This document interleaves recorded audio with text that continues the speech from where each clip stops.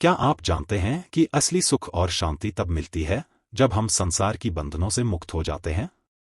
आज हम इस गहराई में उतरेंगे और जानेंगे कि कैसे अनासक्त रहना हमें आंतरिक शांति की ओर ले जाता है। जब हम अपने जीवन में उन चीजों के प्रति अधिक जुड़े होते हैं जिनसे हम प्यार करते हैं या जिनसे हम नफरत करते हैं, तब हमारा मानसिक संतुलन बिगड़ जाता है।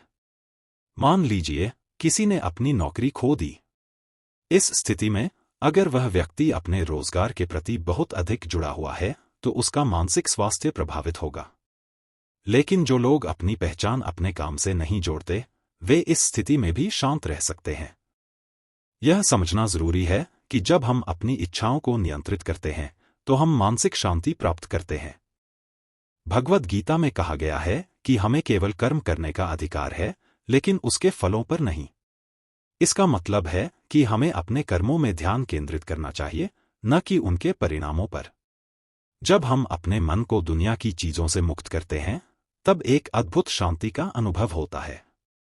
यह शांति हमें भीतर से मजबूत बनाती है। महात्मा गांधी एक उत्कृष्ट उदाहरण है। उन्होंने अपने जीवन में अनासक्ति को अपनाया और इसी से उन्होंने बड़ी शांति और प्रभाव प्राप्त किया।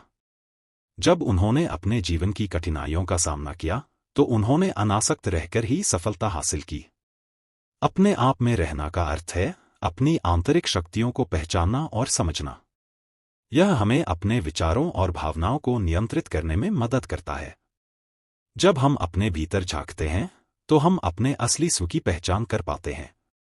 यह स्वज्ञान हमें अपनी सोच और व्यवहार में सकारात्मक बदलाव लाने की प्रेरणा देता है।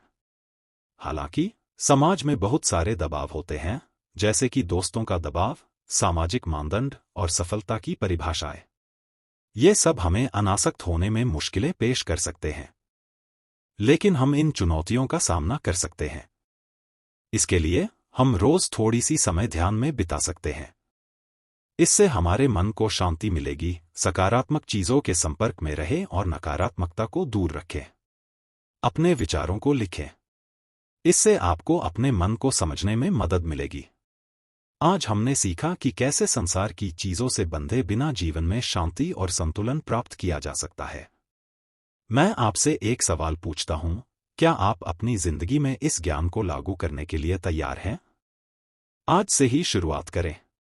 याद रखें, असली सुख तब प्राप्त होता है जब हम अपने मन को समझते हैं और उसे संतुलित रखते हैं।